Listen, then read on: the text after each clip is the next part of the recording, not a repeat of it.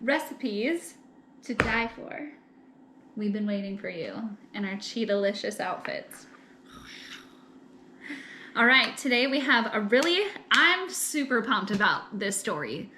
So again, buckle up, because it's going to be a good one. Today I am talking about Phil Spector. I always have to check that. Spector. You know me. Phil Spector. Best pronouncer of names, right? She is. Here's your award stamp. What do you have for us today? I've seen this all over Instagram, so I figured I had to do it for you guys. It blew my mind, that's for sure. When I first saw it, I was like, what? That's brilliant. So you take a tortilla. Ooh, tortilla. Set it down. Then you grab your ingredients. So you can literally do whatever you want. If you want savory, sweet. I'm going to show you both savory and sweet today. Yay. I'm going to do a pizza one. You can literally do whatever. Like, so many options. The world is open. The world is your oyster. Okay, but I'm going to start with the pizza one. And Kara's going to tell the story. Perfect. All right. She's laying down those pepperonis. So we're going to talk about Phil Spector. He was born in 1939, and he, at the age of 17, so he grew up in California. At the age of 17, he actually formed a rock and roll group in high school called the Teddy Bears, nonetheless. Rock and roll. The whole era. And then actually the Teddy Bears in 1958, they had a '1 hit. And it's called To Know Him Is To Love Him. So if you're 50s, 60s, well, 50s type music listener, there you go. Look it up. Unfortunately, in 1960, they broke up. But then that's when Phil Spector was like, I'm going to New York. Here I go. I'm going to spread my wings and fly. Flying. So raise your hand on any of these listeners and Miss Jean here. Yes. Okay. Raise your hand if you've heard of John Lennon. Oh, my daughter's name's Lennon. Yes! And raise your hand if you've heard of the Beatles. Me! Raise your hand if you've heard of the Ramones. Me! And raise your hand if you've heard of the Ronettes. Me! And raise your hand if you've heard of the duet by Ike and Tina Turner. Oh, I know Tina Turner and Ike, but I don't know. I guess that makes sense. They were duet. Never mind. Yeah, I'm sure you know it. No, I'm sure you know it. I'm sure you do. Anyways, also, if you've ever heard of the Mafia, we covered... Just kidding. Just kidding. That's not a musical group. That is specifically the Mafia. Specifically the gangster group. This story kind of ties and brings everything in. We've got murder, we've got mafia, we've got music, we've got lots of money, okay? So, anywho, Phil Spector, when he was in New York, he actually became a millionaire there. When he was just 21, he was a millionaire. Rough life. Because he actually worked with all these big names people. He was already on #1 charts when he was young, and he actually developed this music sound called Wall of Sound, and actually he came up with it, and then someone at a newspaper had called it the Wall of Sound. But the Wall of Sound was basically it'd be something that was more high definition for AM radio, so it felt like you were actually at a real concert. So anyways, you have your Wall of Sound that he created, which was used by many, many, many top artists. And so he worked with John Lennon and the Ronettes. He produced John Lennon's Imagine song. So this guy is literally top of the top. Yeah, he produced that song. He produced Be My Baby, Be my baby. That song, he produced that. So he produced all this huge #1 hard-hitting stuff. So this guy is super important. I mean, he's literally top dog. If you are in the music industry during that time, you want to work with Phil Spector, okay? So then and when he was 21, he became a millionaire. He moved to LA, and that's where things just kept getting bigger and bigger for him. He actually ended up marrying in 1968 Ronnie from the Ronettes, the lead singer. So him and the lead singer of the Ronettes actually got married. But here's where things get a little bit interesting, because although he was like one guy and he'd work with people and he was this big, like, just creative genius, he was also a little cray-cray, because during a recording session with John Lennon once, he actually like pulled out his gun, and Phil, the producer, pulled out his gun and is talking and waving around, because he wanted him to make it seem like he was more important, like he was like this big shot guy. And he actually fired a shot like into the ceiling, and John Lennon was like, okay, if you're gonna shoot me, just shoot me, but like don't blast a gun near me because I need my ears for all my music stuff. Like literally John Lennon had to be like, dude, you're nuts. Freaking chill. Yeah, and it gets worse than that. So after he married Ronnie from the Ronettes, they were obviously living together in his big, beautiful mansion that he had purchased.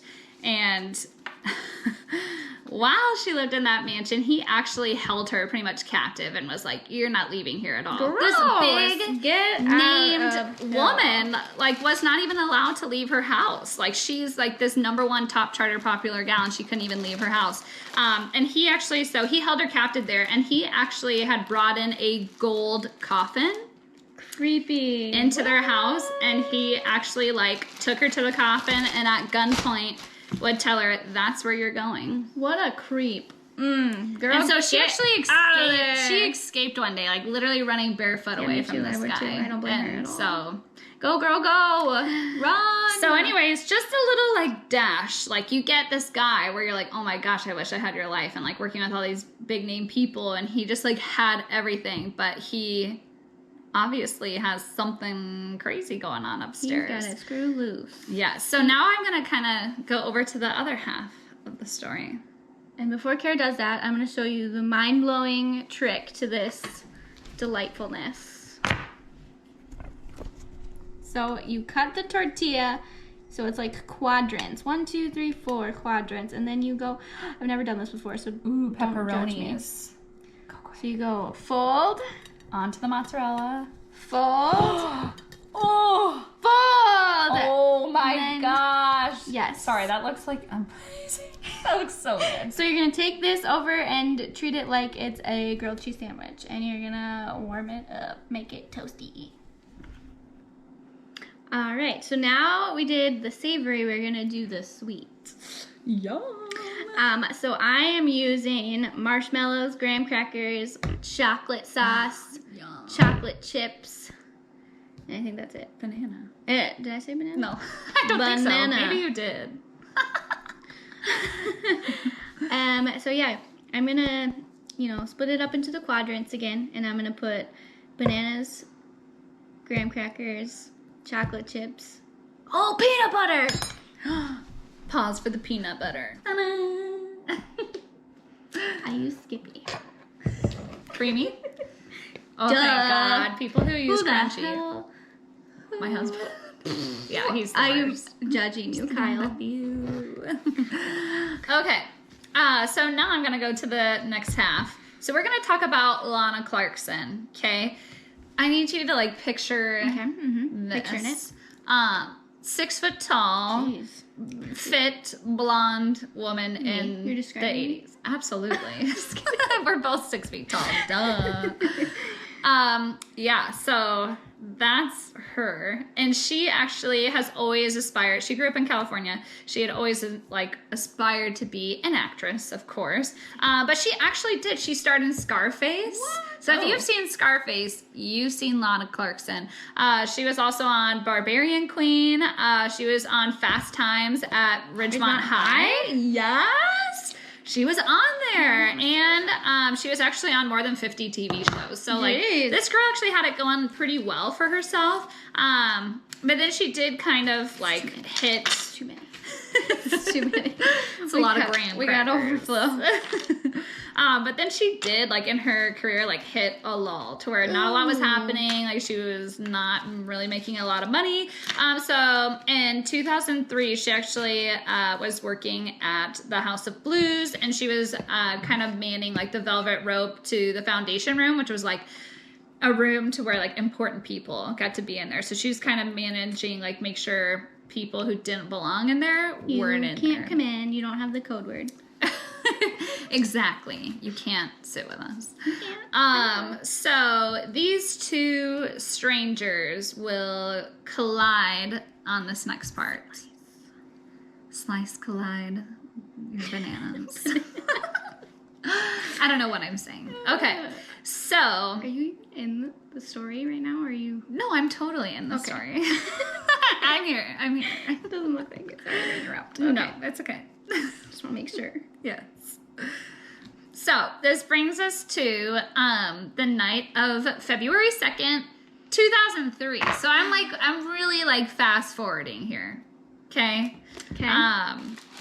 And so, on that night, he actually went out with a high school friend. Her name was Rommie, Rommie, I think, Rommie Davis.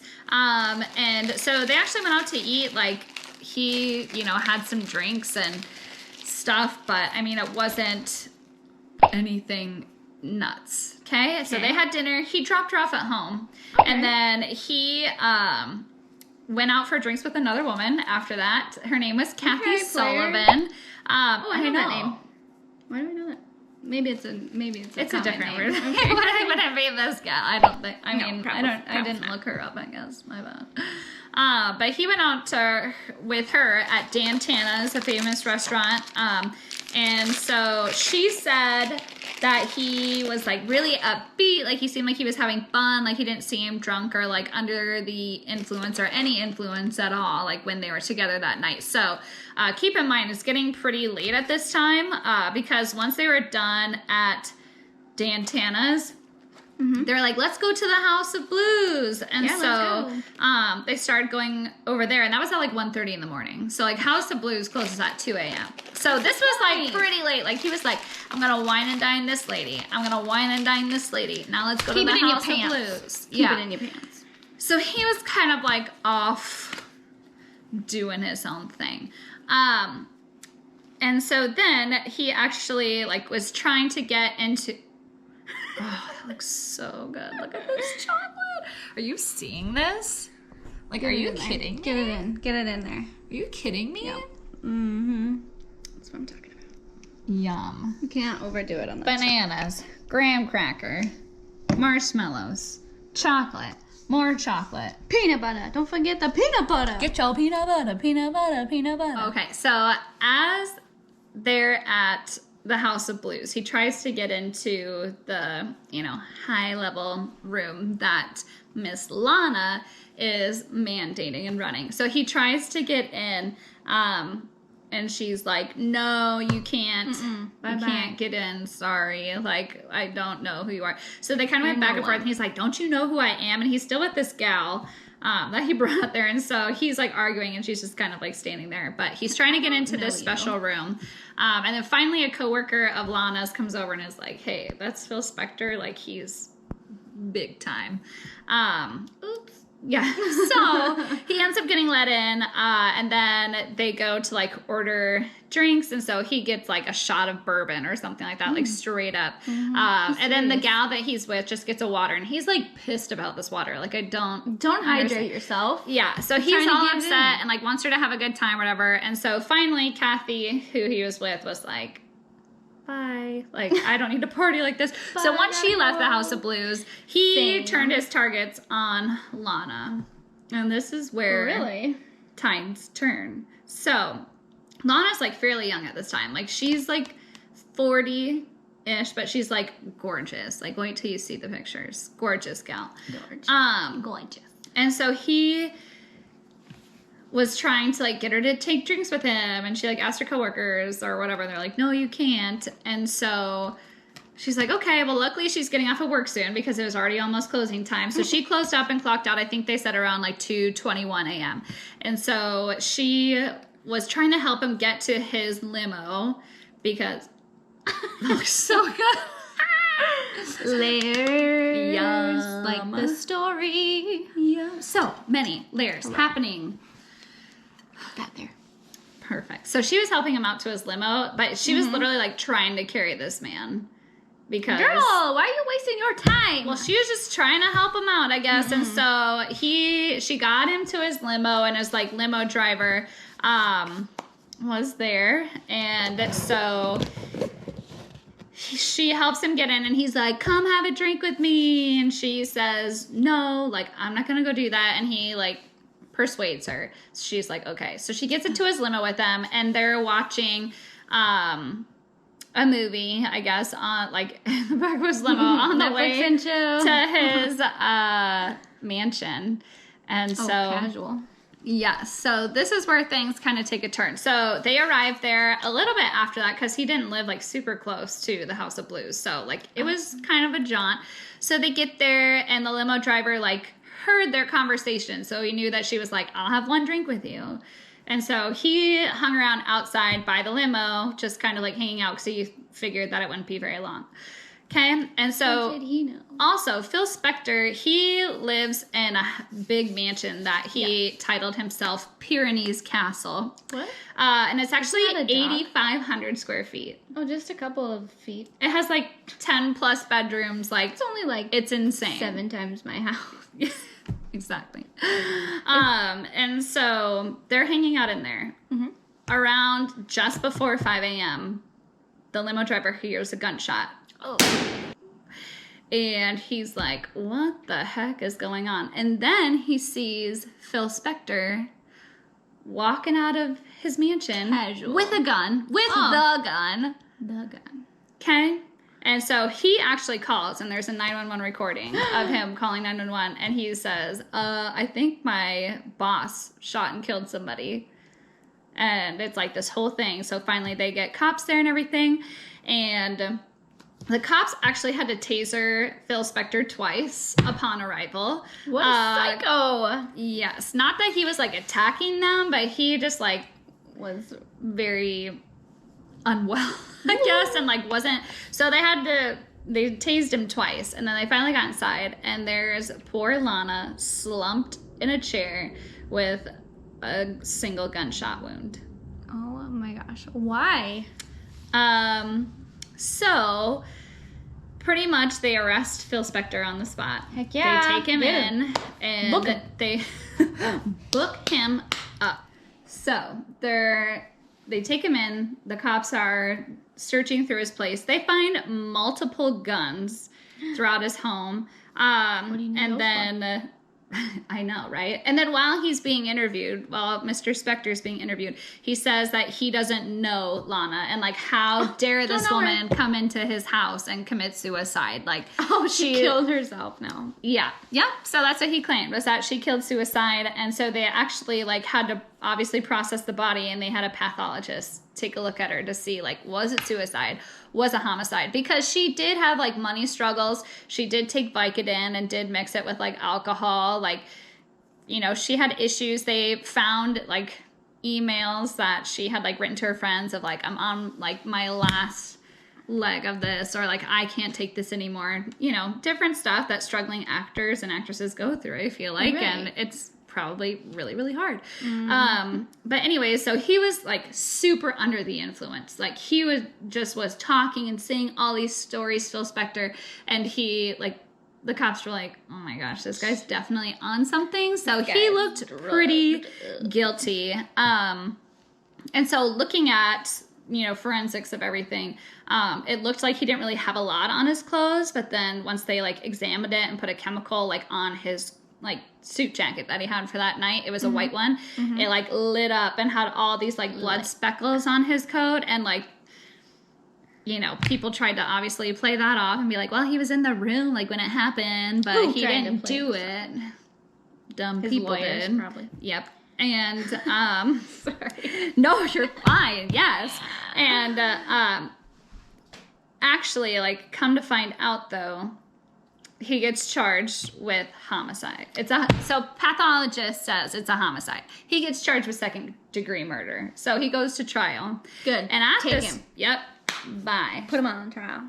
And so at this trial, it's really sad because they're trying to like portray Lana as somebody who would commit suicide and stuff. But she went shoe shopping with her mom for her new job at the House of Blues. So she went out shopping with her mom the day before. People who plan on killing themselves don't go out and buy stuff to plan for the future. That's kind of pointless. They don't make plans. So there's just little things that contradicted, back and forth. And actually, on the hands of Lana, she had a lot more blood splatter than Phil Spector did on his hands. But against, and so I was like, oh crap, like that's not good. Like, I hope she didn't shoot herself.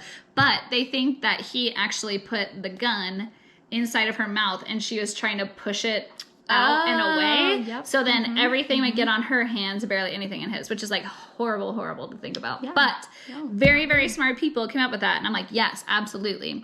And might I mention that Phil Spector's lawyer is actually O.J. Simpson's attorney, Robert Shapiro. So he went really intense on that. And I guess I should say, sorry, I'm kind of jumping, but he was actually released on $1 million bail. Spector was. Yeah.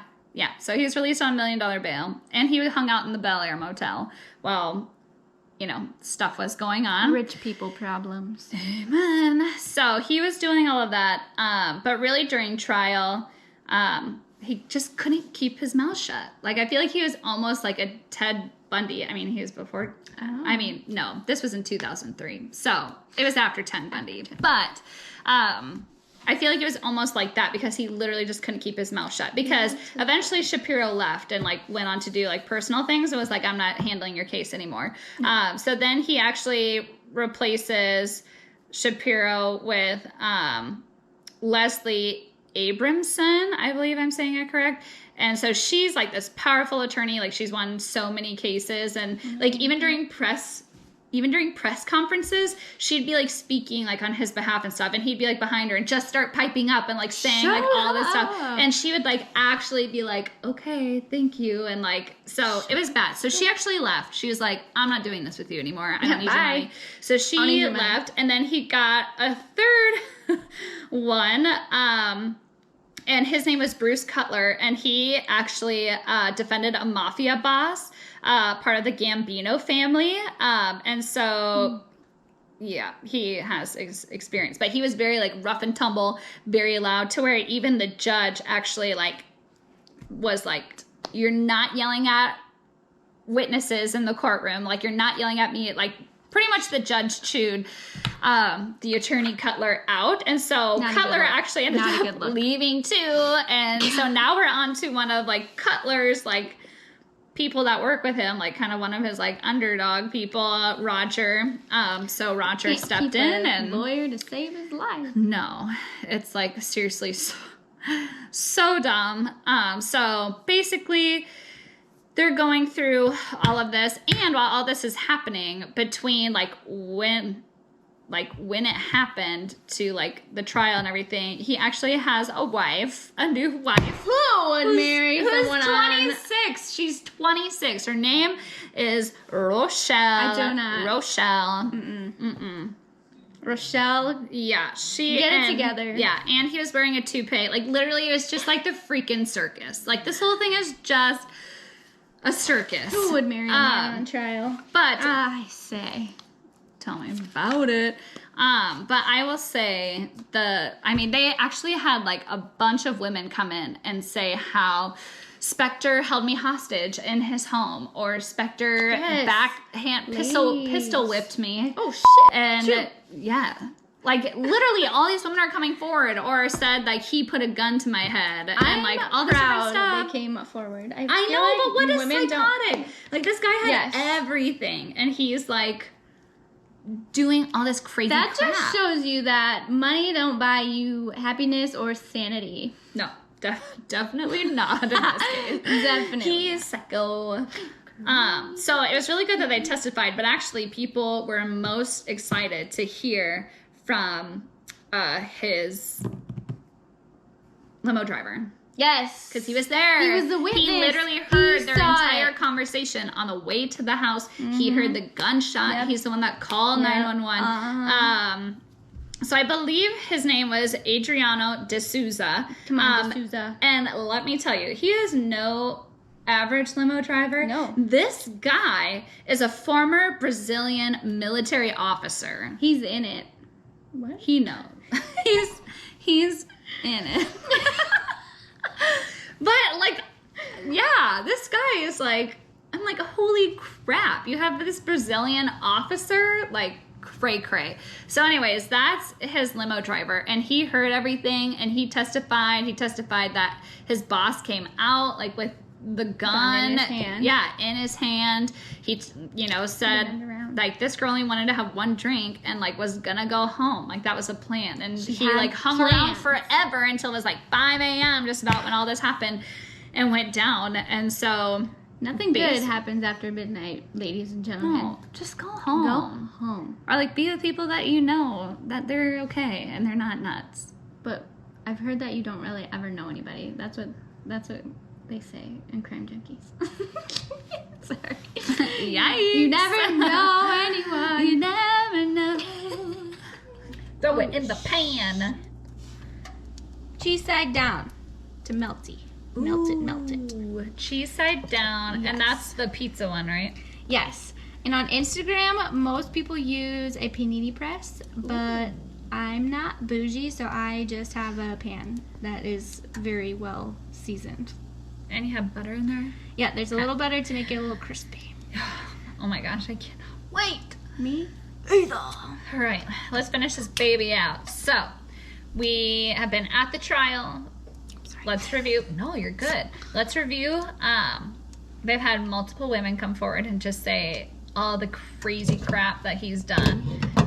They have the limo driver testimony. Yes. And, all the crazy crap that he said at the police station until he came down off of his high or drinking binge or whatever it was. Probably both. Probably both. See all the above. Yeah. Again, like one or the other. No, just don't do either. Like just... One glass of wine. Chill out, and chill. Chill. Sit on your couch with your cats. Yes. Maybe a blankie or two. Definitely two. Yeah, two. Yeah. Don't cats go out and two cats shoot people in the mouth. Are you kidding me? Or have gold coffins and say, hey, that's where you're going. That's where you're going to live. Psychopath. Anywho, justice was freaking served, though. Okay, so based on, like, everybody's testimonies and... She's golden. Sorry to interrupt. She's our golden pony. Okay. He was found guilty on... Good. Let me get the exact date Lock for him you. up. April 13th, 2009. April 13th, 2009. He was convicted of... No, it's not. We're only in 2021. This is in 2013. Mm-hmm. So he was like... in his 60s, like when he shot her, and she was only like 40. You should be a grandfather and a loving husband at 60. Not okay, I guess live your own life path, but you shouldn't be killing biddies at 60. Just don't kill any biddies, any age. Okay? But anyways, so it was a big win for Lana and justice for Lana. So, anyways, he was sentenced to jail. So sometimes that's like getting a little smoky. Sorry. She's done. She's good. Oh my gosh, this looks so good. Throw this away. Oh shit.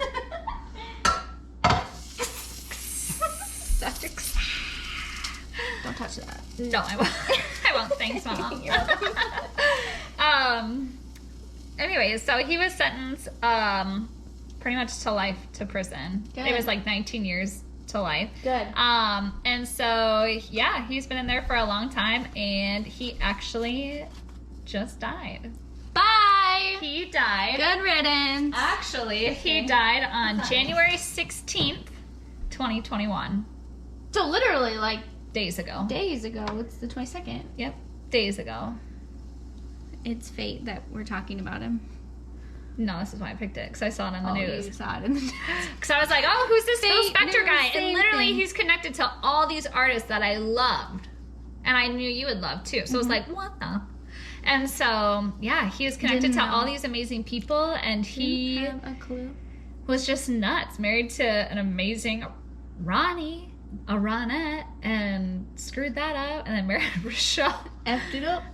Yeah. And Rochelle. I'm pretty sure Rochelle actually lived in the house after all that happened. Rochelle. Girl. We are not Team Rochelle. We are not Team Rochelle. You made mistakes, but I believe you can get it back together. I believe she can. I know. She can bring it home. Rochelle. Oh. Okay, bye.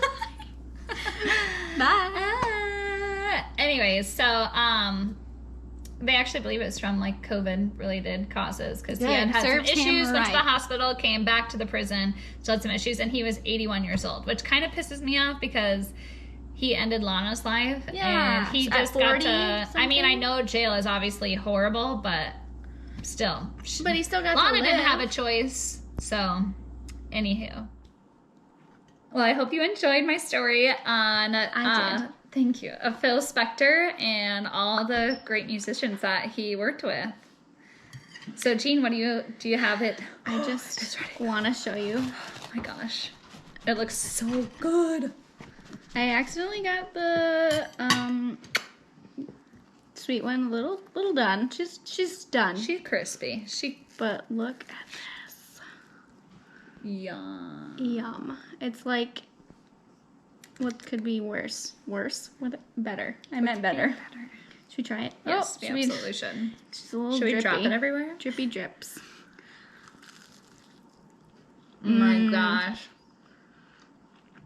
Yep. I'm gonna have to go in for one more. Yep, do it. Do it. Mm. That's so good.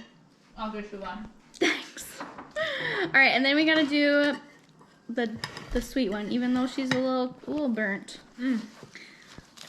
No, she looks like she needs some but love. she's melty. That sounds so good. I want that crunch. Do you see this? Show the inside. Oh. And you can literally put whatever you want in here. If you don't like bananas, don't put bananas in. If you don't like marshmallows, I mean, be a don't little put it in. healthy. Just put some bananas in. Maybe add a fruit or a veg. Ooh, strawberry and chocolate. Mmm. Oh, I should have done. I have strawberries. No, bananas are excellent.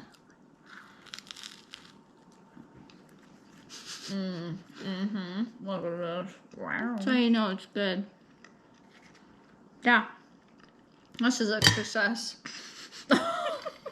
Mine's pooping. Guys, do it. Try it.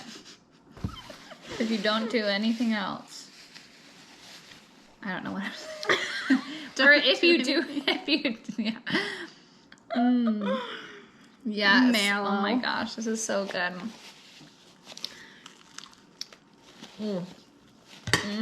Yep. There she is.